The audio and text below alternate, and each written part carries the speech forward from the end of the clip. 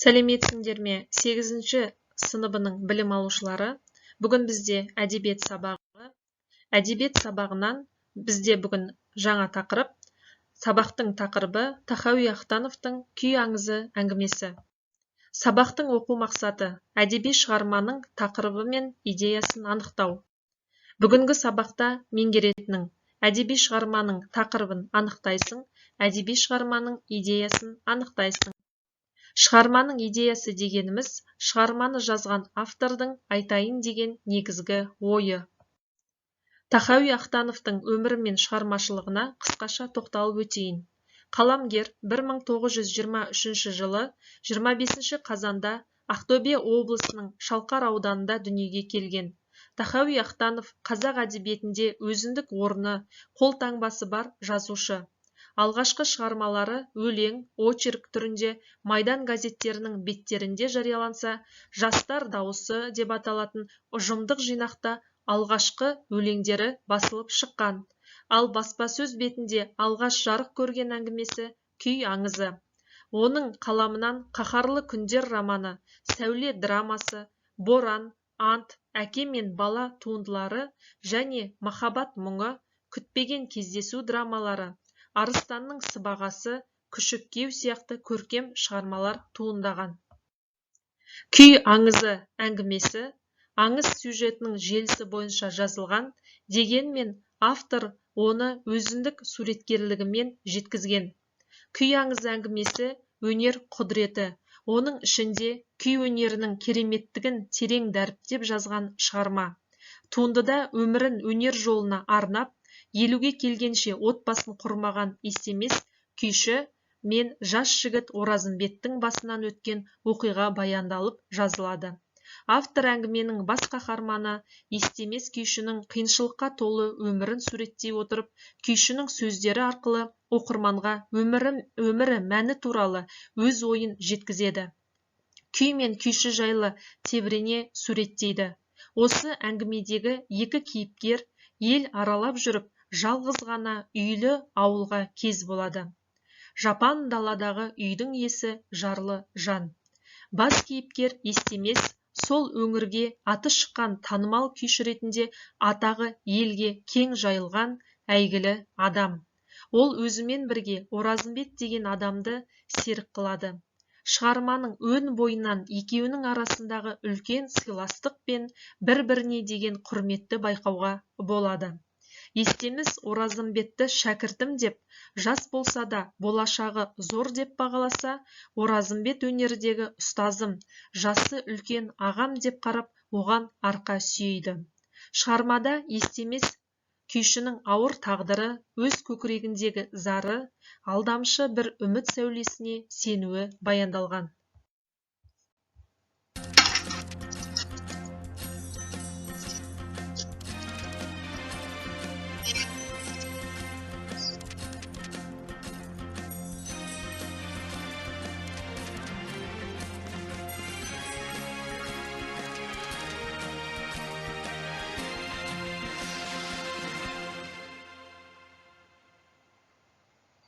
Қанша заман өтсе де, құнын жоймайтын, халықпен бірге мәңгі жасайтын шығармалар болады. Мұндай туындыларды бір қаламгердің еңбегі ғана емес, бір дәуірдің айнасы, бүкіл бір елдің мұрасы деген жөн. Армысыздар. Бүгінгі 8-ші сыныпқа арналған қазақ әдебиеті бағдарламасында Тахауи Ахтановтың Күй аңызы әңгімесімен танысамыз.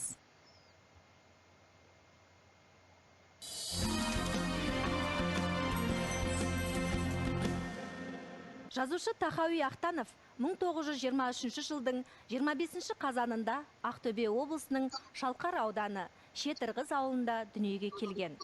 Ұстаз болуды армандаған жас жігіт Алматы қаласына келіп, 1940 жылы Абай атындағы мемлекеттік педагогикалық институтқа оқуға түседі.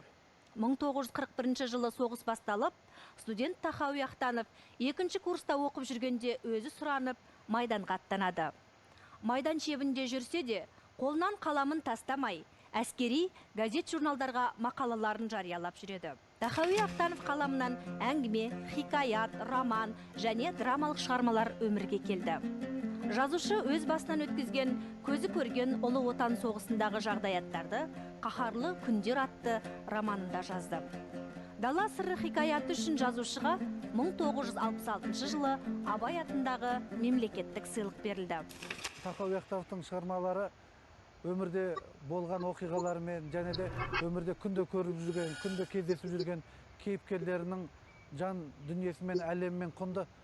Ол кейіпкерлерді сырттан іздеп, немесе бір басқа бір қиял арқылы оны жасандырып, іздеп, соны сомдап жатпайды. Ол осы өмірде сізбен біз көріп жүрген күнделікті адамдар болуы мүмкін. Ал қаламгердің Сәуле, Боран, Ант, Әке мен бала, Махаббат мұңы драмалары, Арыстанның сыбағасы, Күшік күйеу атты комедиялары ұзақ жылдар сахнада қойылып, көрермендерге күлкі, қуаныш сыйлады. Осы кезде оның әдеби сын мақалалары молырақ басылып, алғашқы монографиялық зерттеу еңбегі жарияланды. Әйтсе де, жазушының өнімді де, жемісті еңбек еткен жанрлары проза мен драматургия. Тахауи Ахтанов 20 ғасыр әдебиетінің кезеңдік биігі Әбіш Кекілбаев. Жалпы Тахауи Ахтанов психологизмді өте жақсы дамытқан, табиғат пен адамның жан дүниесінің арасындағы байланысты, немесе табиғаттың күңірену арқылы адамның жан дүниесінің жылап жатқаны, немесе құстардың бір шаттанып дыбыс шығарып жатқаны мен адамның ішіндегі шаттық, қуанышы бір-бірімен егіз болып тұрады.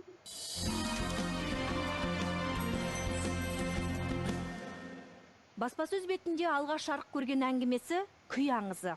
Естемес күйшінің ауыр тағдыры өз көкірегіндегі зар алдамшы бір үміт сәулесіне елтуі әңгімеде тартымды тілмен баяндалады.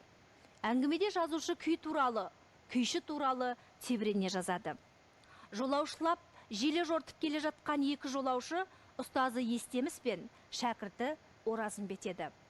Жолда ел жұрт көрінбейді. Қыбыр еткен тірі жан жоқ. Екі жолаушы шаршай бастайды. Астындағы аттарын суытып алмақ болып, бір жерге дамылдайды. Кенет көздері бір нарға түседі. Нардың түрі жүдеу, бүйірі солып, өркеші қамшылар жағына қарай қисая бастаған. Тамыры қураған ағаштай семіп кішірейіп бара жатқан, ірі тұлғалы, күйіс қайырмай, қыбыр етпей тұрған мүсәпір бейнесін әсіресе телміре қараған жасқа толы үлкен мөлдір көзі екі күйшіге қатты әсер етті. Жас жолаушы Оразымбет жапан далада жалғыз жүрген нарды елсіз далада мал кейпінде жүретін жын шайтан екен деп қалады. Бірақ көзі қырағы кәнігі күйші бұл жануардың ботасы өлген боз інген екенін жазбай таныды. Көрмейсің бе? Ботасы өлген ғой ару ананың, зарығандай ащеді. Түйе деген жануар баласын адамнан артық жоқтайды. Естемес аз уақыт үн шығармай, іштей ыңылдап толқып келе жатты. Кенет қолын кейін созып, қызыл қоржындағы домбырасын суырып алды. Домбыраның құлағын бұрап, күйге келтіріп алып, машықты әуенмен қағып жіберді.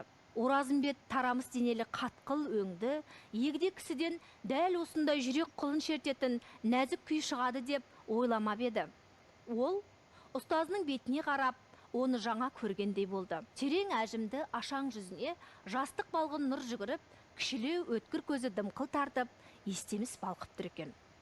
Салалы ұзын саусақтары буынсыз болып кеткендей, жібектей майысып жылпылдап барады. Жаңағы бір сезімтал майда әуенді қайталап келіп, енді көтеріле бергенде өрге шыға алмағандай, тайғанақтап күй сазы қайта шегінді.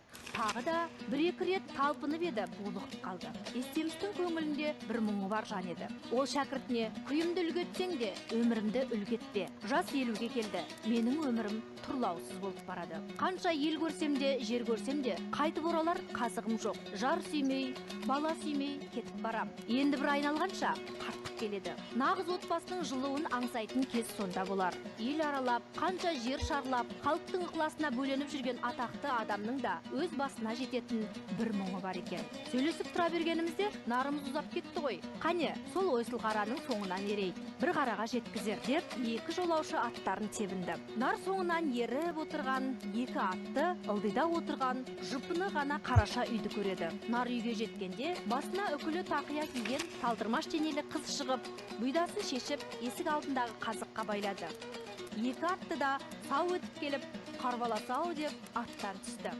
Қыз бала қаймықпай жолаушылардың қасына келіп, ізетпен үйге шақырып, Естемістің тізгінін алып, белдеуге өзі байлады. Түндігі бүркеулі қара көлеңке үйдің ішінде жалғыз шалдан басқа адам жоқ. Үй иесімен екі жолаушы жөн сұраса келіп, талай жайға қанық болды. Биылғы жұт елмен бірге бұл шаңырақты да титықтатып кеткен екен. Жалғыз нардан басқа тігерге тұяқ қалмаған. Оның өзі ауыл көшерде бошалап кетіп, ботасыз қайтқан, су алып кетіпті. Шаңырақтың иесі ақсақал өнерпаз жолаушыларға ерекше қолқа сала бастады. Апырмай, осы мал жарықтықтың күйге елігетіні болады деуші еді. Естемес шырағым, өнеріңді салып көрсең қайтеді. Қақтағала көз жасымызды көрсе, кім білет, нарымыз иіп кетер. Салшы өнеріңді қарағым. Қолынан келсе не сұрасаң да берейін. Ақсақал, сіз елде жоқ қолқа салып отырсыз. Мен де елде жоқ қолқа салайын. Осы күнге дейін жар сүймей келе жатыр едім. Шал Естеместің қолқасын түсініп, төмен қарап, ойланып қалды. Апырмай, мынауың шынымен де елде жоқ қолқа екен. Сен де бір азаматсың ғой, баламды қор қылмассың. Сөзім сөз, өнерің жетсе, тілегіңді бердім қарағым. Қыз нарды үйге жақынырақ байлады. Шал тулақ алып шығып, нардың алдына төседі. Күйші жүгіне беріп, «Я сәт» деп домбыраны қағып жіберді. Жас ұлғайып, қимылы ауырлап кеткен ұстазының жас жігітте құлшынып шыға келгеніне Оразымбет таңырқай қарады. Күйшінің саусағы домбыраның сағағына таман келіп, безек қағып, күй аз бұлқынып, жоғары өрледі де, суырылып барып, асқақтап жүре берді.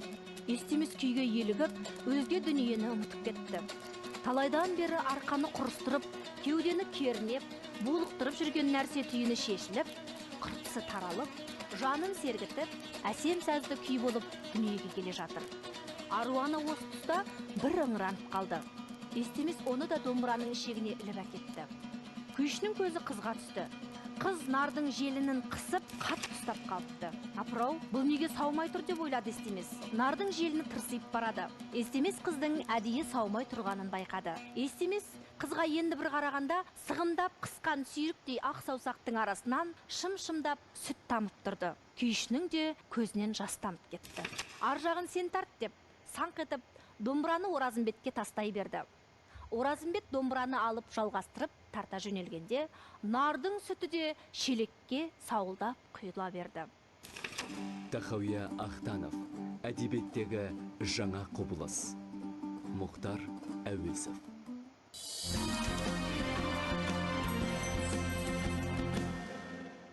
Нар үйдірген күйі осылай туыпты деседі. Міне достар, күй өнерінің құдіретін, сөз өнерінің құдіреті осылайша жеткізеді. Келесі бағдарламада жүздескенше аман сау болыңыздар. Күй аңызы әңгімесінің негізгі тақырыбы күй құдіреті мен күйші. Негізгі идеясы өнерді, күй өнерін, өнер адамдарын дәріптеу. Бағалау критерийі. Білім алушы әдеби шығарманың идеясын өз көзқарасы негізінде жеткізеді. Идея негізінде шығарманың тақырыбын анықтайды. Шығармаға берілген үлгі кесте бойынша талдау жүргізеді. Бірінші тапсырма шығарманың идеясын анықтау, анықтаған идеяны Попс формуласы бойынша жазбаша түсіндіру. Бұл жұптық жұмыс. Екінші тапсырма шығармаға берілген үлгі кесте бойынша талдау жүргізу. Тақырыбын, идеясын, жанрын, кейіпкерлер әлемі және қысқаша мазмұнын анықтау. Бірінші тапсырманың дескрипторы. Білім алушы бірінші сөйлемде шығарманың идеясын анықтайды, екінші сөйлемде идеяны таңдау себебін түсіндіреді, үшінші сөйлемде идеяны нақтылауға қатысты әңгімеден екі дәлел келтіреді. Төртінші сөйлемде идея негізінде шығарманың тақырыбына қатысты өзіндік тұжырым жасайды. Екінші тапсырма дескрипторы. Кесте бойынша талдау жүргізеді, мазмұнын жұбына әңгімелейді. Назар қойып тыңдағандарыңызға көп рахмет.